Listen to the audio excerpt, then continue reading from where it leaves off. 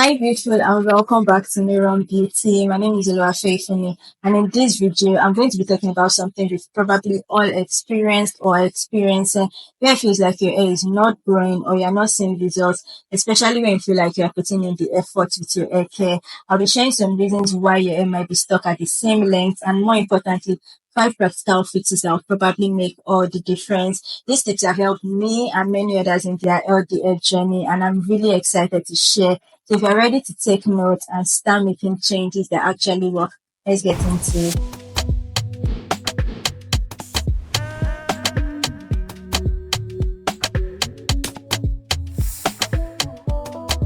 The first thing you need to understand is your hair is actually always growing. Now, we all have different hair growth rates. Some might be slightly faster than others, but basically, our hair is always growing. But the reason why it looks like it's stuck at the same length is because it's breaking off just as fast as it grows. So I'll explain. So, hair grows from the scalp, right? And as it grows, your hair is supposed to get longer. Now, the ends are the oldest and weakest parts of the hair, so they are more prone to breakage. So if it's constantly snapping, breaking, and thinning at the same rate at which your hair is growing, your hair is always going to appear to be stuck at the same rate. So let's think of it this way. So if your hair grows half an inch a month and you are breaking off half an inch a month, you'll feel like you are stuck at the same length, no matter how consistent you are with your hair care. So one of the things you really need to prioritize if you want healthy long hair is length retention. Length retention is actually what makes you see length over time, and it means consciously doing things that will keep and protect your ends. And some of these things are prioritizing moisture. So our ends are typically drier, and this makes it more prone to breakage and thinning. So you want to make sure you do your moisture routine and you take extra care to apply your leave-in conditioners, your hair, and do things that will keep your hair hydrated. Another thing you want to ensure you are doing is being gentle when handling your hair. So this will include when you are combing, detangling, putting in your protective styles, and especially when you're taking down your protective styles. And if you are someone that uses it, you want to minimize the use of it as well. Deep conditioning regularly is also really essential. It helps to keep your hair soft, hydrated, and strong, especially the ends, which are the oldest and most fragile parts of your hair. So when your hair is properly conditioned, it's less likely to break off, snap, or tangle. So this means that you hold on to more of the length you are growing.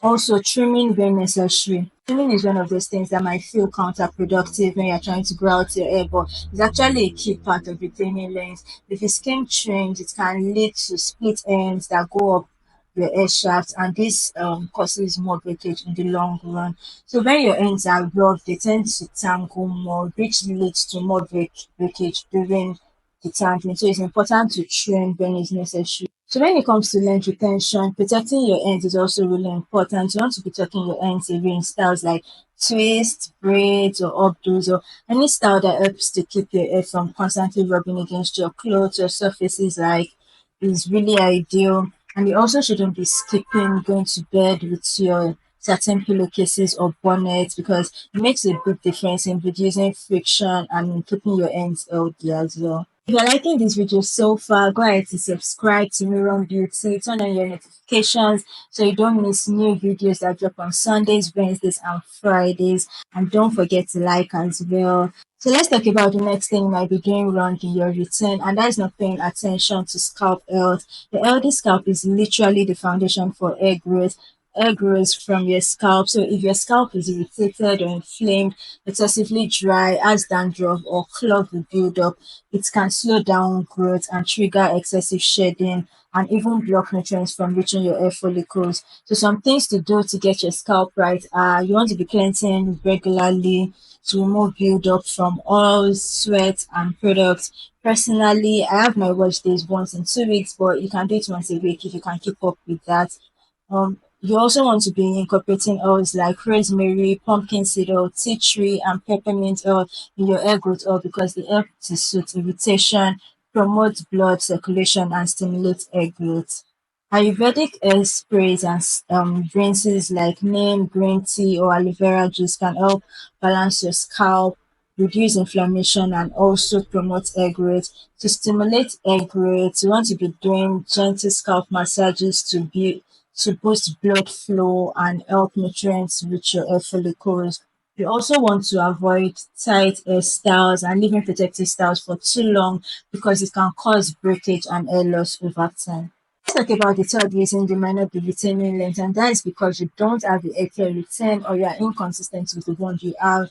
Healthy hair care thrives on consistency, and if you keep skipping things like wash days, your moisture retain, treatment, or trimming your hair isn't getting a chance to settle into a routine that actually works, and it might be hard to see progress. So one thing I will encourage you to do is to build a routine that actually fits with your lifestyle and the time you have to dedicate to your hair care.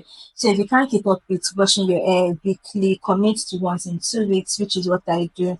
Re-moisturize your hair at least once to twice in a week. Hair care doesn't have to be so complicated and filled with too many products you can't keep up with. You really just need to focus on the basics. Cleanse your scalp, moisturize your hair, do scalp massages to stimulate growth and protect your ends. You also should be sticking with products that work for your hair, and you can track your progress by either journaling or taking progress pictures of your hair, or just by noting how your hair feels when you try something new. And that way you'll know if you want to tweak some things or stick with what you're already doing. I like to point out that hair care really starts from within. So it's important to look at it as having a holistic lifestyle and not just what you put on your scalp and on your hair. So if your body is not getting the nutrients that it needs, if it's not getting rest, proper hydration, or if you are stressed, your hair is going to reflect that. That's why self-care and hair care go hand in hand. So when I talk about holistic hair care, I mean paying attention to your body from the inside out. You should be getting enough proteins, vitamins, you should be eating veggies, drinking water, and supporting your meals with probably supplements if you want. Supplements that contain iron, zinc, B vitamins, and just staying on top of your health. You should also be resting and managing stress in a way that supports your well-being. So yeah, you can use your oils and your products, but don't forget to take care of yourself too, because healthy hair starts from within. So the fifth reason why your hair is probably stuck at the same length is because you haven't taken time to learn your hair's personality.